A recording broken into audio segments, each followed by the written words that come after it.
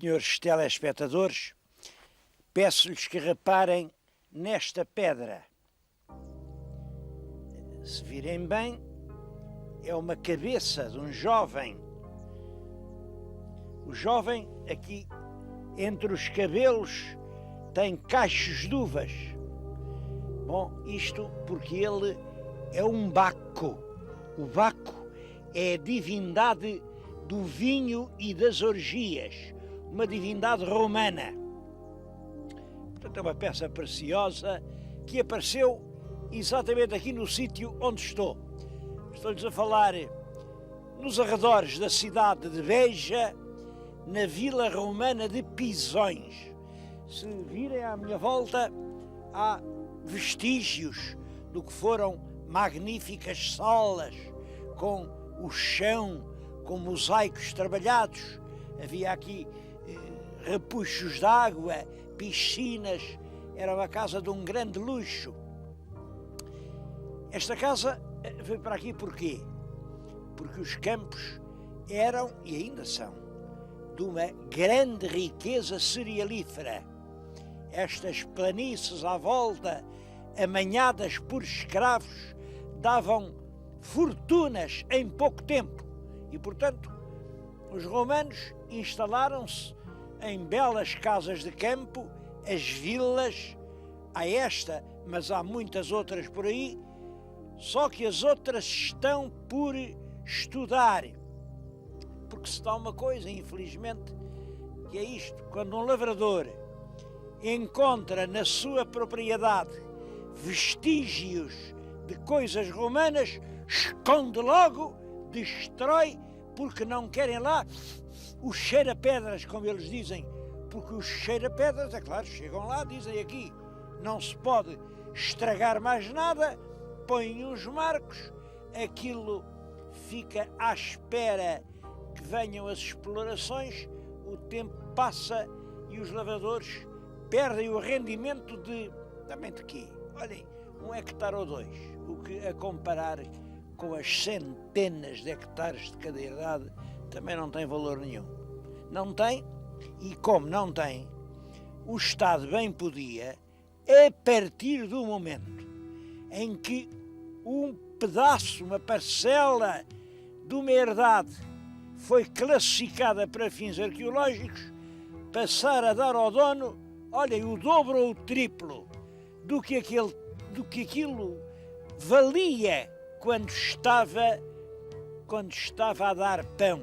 Porque é sempre pouco, 2 ou 3 hectares, pouco rendem, e podíamos ter assim, agora, aqui, no coração do Alentejo, verdadeiros tesouros arqueológicos que, podem crer, renderiam um rendimento muito mais alto do que essas searas que continuamos a produzir.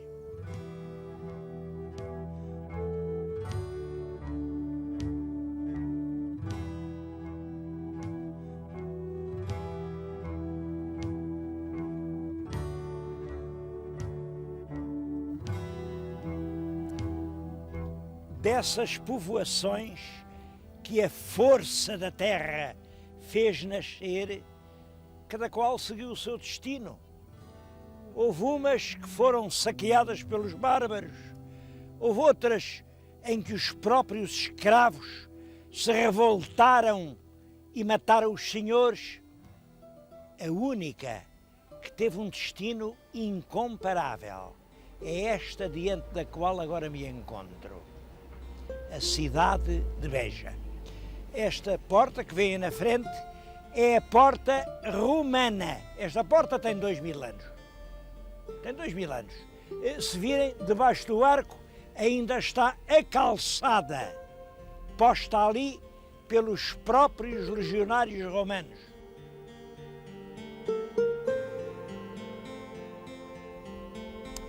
Bom, esta cidade orgulha-se da sua história. Eles até mandaram fazer uma medalha a comemorar o seu 2º milénio. Eu acho isto importante, como vocês sabem. Vamos entrar no 3º milenário. A partir do ano 2001 é o terceiro milénio depois de Cristo. Em Beja podem falar na história do primeiro milénio. Bom, uma história, devo dizer, que um pouco romântica. Isto é uma medalha que eles mandaram cunhar e representa aqui o imperador a decretar a paz. É quando é fundada a colónia de Pax Augusta. Ela começou por ser Pax Julia, depois foi Pax Augusta, e reparem, este P, Pax, o P aqui na nossa doce península abrandou, deixou de ser P, passou a ser B. A paz na península passou a ser Baja. E este A, no tempo dos mouros, no tempo da ocupação islâmica, passou a E.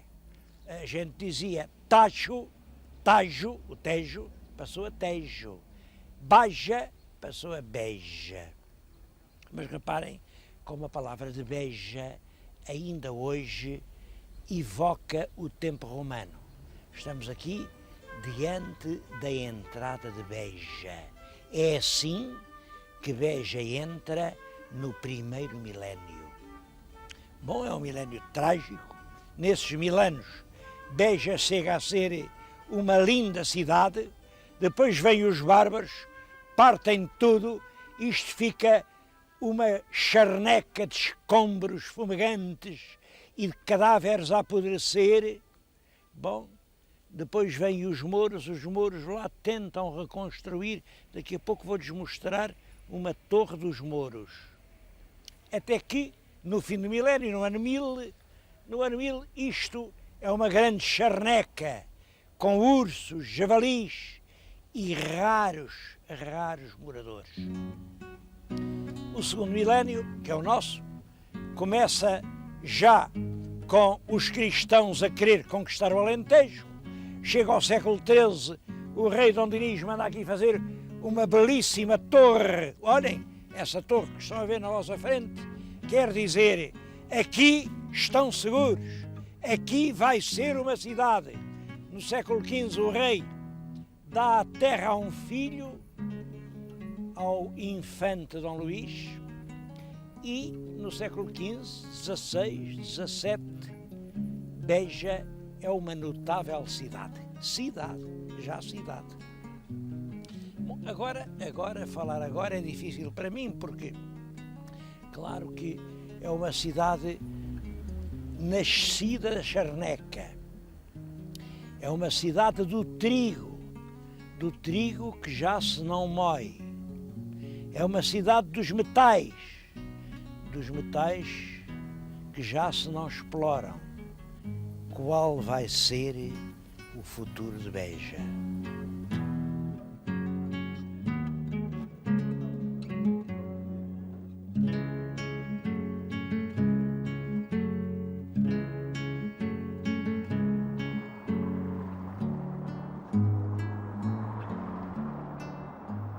Mas antes de falar no futuro, eu ainda queria chamar a atenção para algumas coisas do passado. O que está agora na nossa frente é a Torre de Dom Dinis.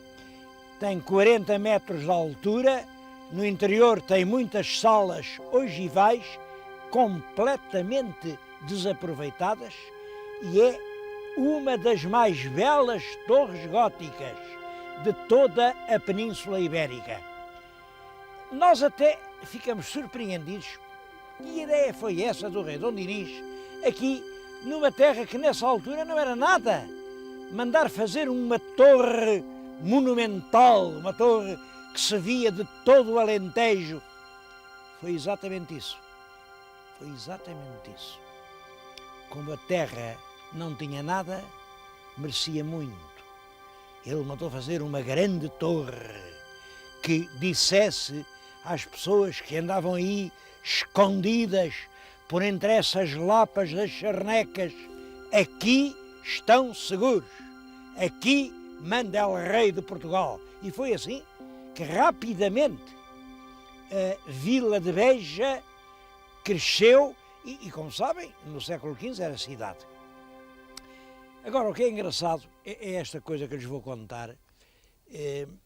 Quando cheguei aqui, os funcionários da torre disseram: há uma lenda, parece que isto antigamente serviu de prisão. Isso é verdade, lá que serviu de prisão, serviu.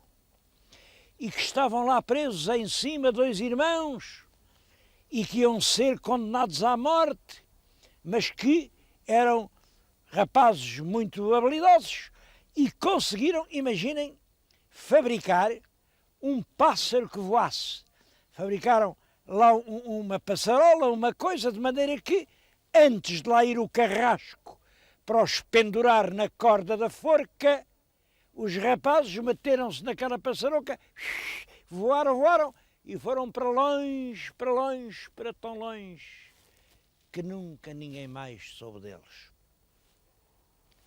Eu não conhecia essa lenda, é uma lenda que nasceu há pouco tempo e é possível que tenha alguma coisa a ver com um facto inteiramente verdadeiro.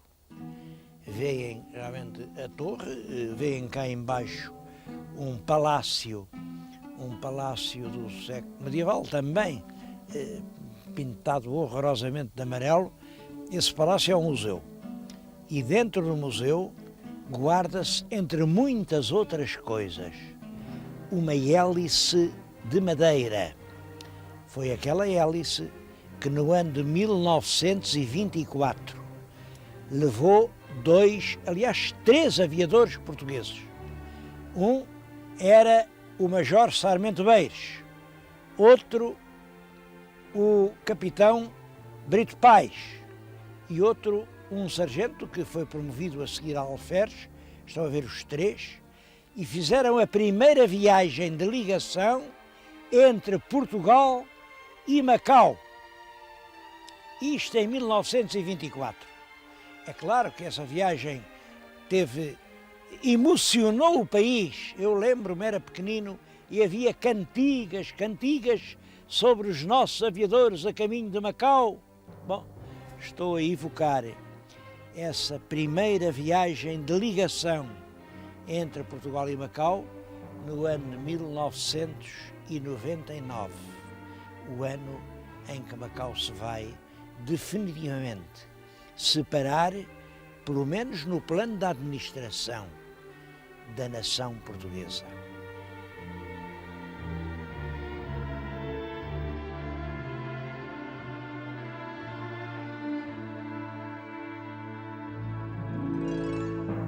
No Castelo de Beja está hoje instalado um museu militar. Bom, é isso que explica esta estranha fotografia. É exatamente o que parece. Estou aqui sentado num canhão. Claro, o Museu Militar está cheio de canhões. Como dizia o Essa de Queiroz, critérios.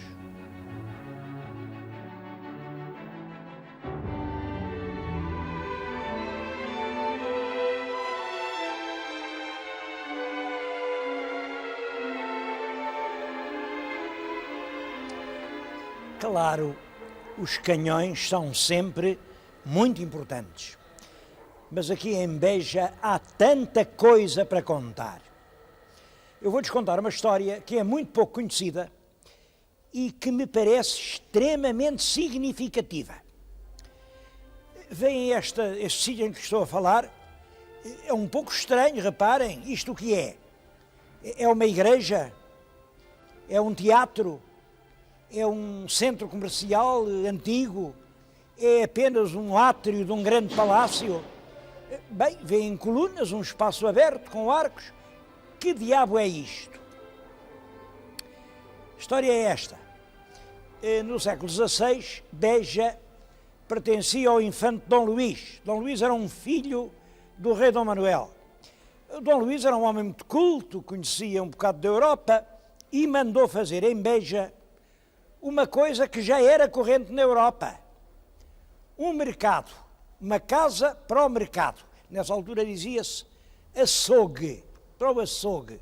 Era um espaço onde os comerciantes vinham, cada um punha, enfim, o seu lugar, a sua tenda, a sua banca, e era aqui que se ia fazer o negócio. Mas, quando isto ficou pronto, toda a gente disse, o quê? Isto para mercado, isto é mal empregado. É o próprio infante Dom Luís que escreve, está aqui publicado o documento, que escreve às justiças e à Câmara de Beja, e lhes diz isto: olhem, eu mandei fazer uma casa para açougue, como sabeis, mas agora parece que a casa é boa demais e é mal empregada em ofício baixo. Por isso, talvez seja melhor fazer lá uma igreja, a Capela da Misericórdia, para dizer missas. Em todo caso, digam-me vocês qual é a vossa opinião. Claro, a Câmara disse logo a opinião do príncipe. Com certeza, isso deve ser entregue à Santa Casa da Misericórdia para serviço de Nosso Senhor e proveito das nossas almas. Bom, é por isso que ela hoje não parece nem igreja, nem mercado, nem coisa nenhuma. Foi uma casa feita para uma coisa, a exemplo do que então se praticava na Europa, mas que depois se considerou mal empregada, porque em Portugal o comércio ainda não tinha atingido o nível que lhe permitisse ter edifícios com esta beleza.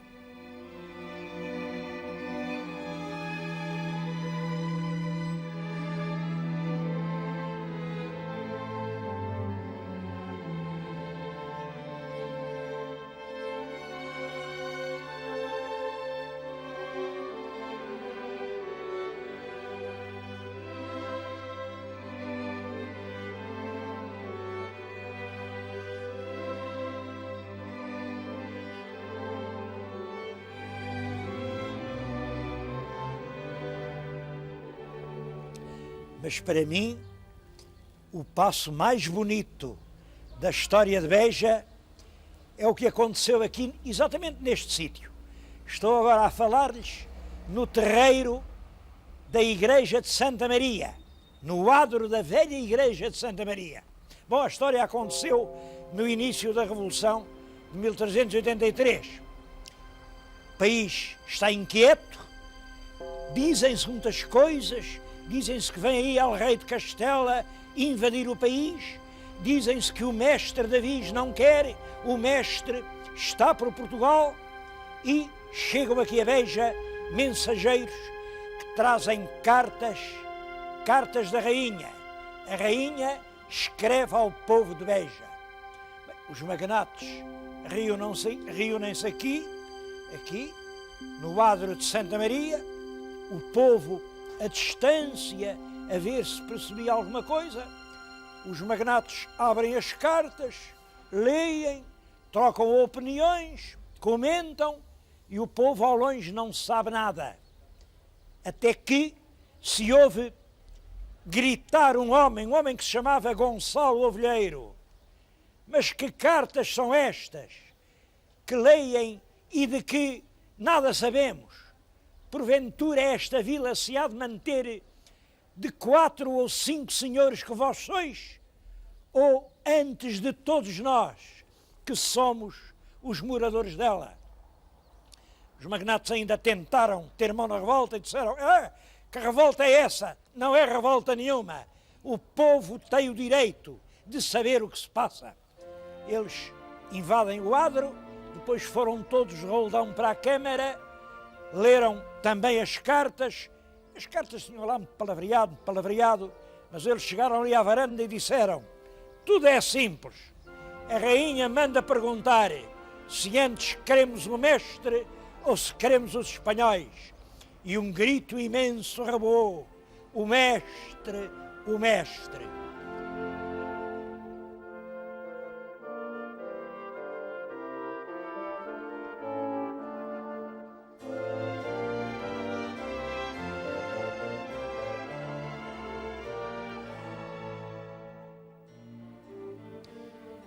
Mas em Beja não há só antiguidades, também há novidades. Uma novidade que não pode deixar de se visitar é a pousada de São Francisco. Abriu há poucos anos Isto aqui eram as ruínas do antigo convento franciscano. Estou-lhes a falar numa igreja mandada construir pelo rei Dom Dinis. Se repararem bem, as siglas das pedras são exatamente iguais às siglas que estão na torre de homenagem. Quer dizer, os pedreiros que fizeram esta igreja fizeram aquela torre. Penso que todo o aproveitamento do edifício é uma obra-prima de arquitetura. É uma das mais belas pousadas da Inatur. Bom, claro que do mobiliário não gosto, já tenho dito isso muita vez. É realmente um mobiliário mesquinho para uma obra desta envergadura, mas o essencial é o monumento, a forma como foi aproveitado, e é magnífico. A propósito, quero-lhes dizer uma coisa: não estranhem a forma assim um pouco esquisita como eu agora apareci aqui vestido. Há um ditado do povo que diz: em Roma, ser romano. Bom, eu aplico, e no Alentejo, ser alentejano. O que eu estou a vestir é um antiquíssimo trajo alentejano que ainda hoje se fabrica. Eu fui ontem à oficina, comprei no Portel. Chamam isto aplica fina. Tem séculos e é realmente de uma comodidade extraordinária. Como veem, não tem mangas, tem aqui as palas, permitem os braços mover-se livremente, escrever. Como é que se explica que uma peça tão cómoda, tão quente, tão boa, bom, e gostos não se discutem, mas eu acho que tão bonita nunca tenha feito moda em Portugal.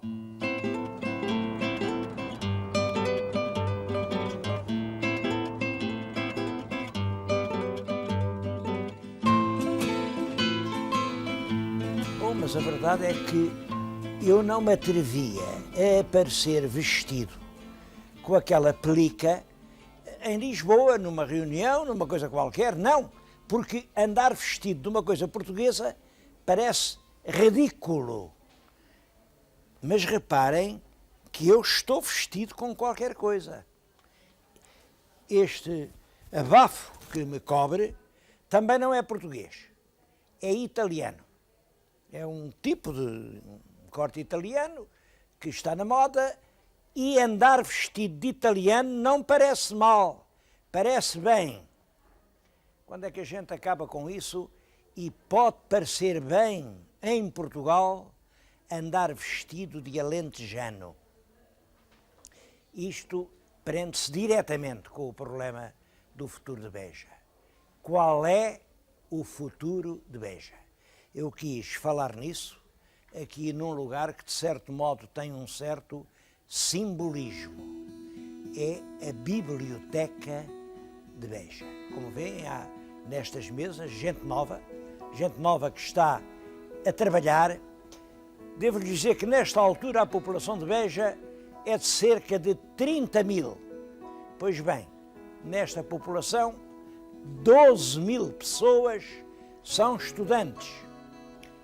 Destes 12 mil estudantes, próximo de 5 mil estão no ensino superior, em cursos variados.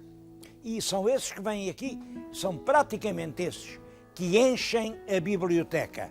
Tenho aqui números que me forneceram e os livros, no ano passado, os livros requisitados para leitura estão aqui 43 mil. Isto é impressionante numa cidade que tem 30 mil habitantes. Os leitores inscritos são 14.751. Isto quer dizer que Beja vem à biblioteca e está a ler.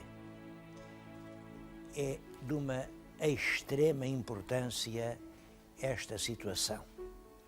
Beja, uma cidade que sempre viveu da lavoura, da charrua, do trigo e do passado. E agora, estas gerações novas debruçam-se ansiosamente sobre o saber que lhes abre os caminhos do futuro. Penso que sim, é aqui que se está a jogar o futuro da cidade de Beja. Há nesta altura aqui 5 núcleos de ensino universitário de várias naturezas.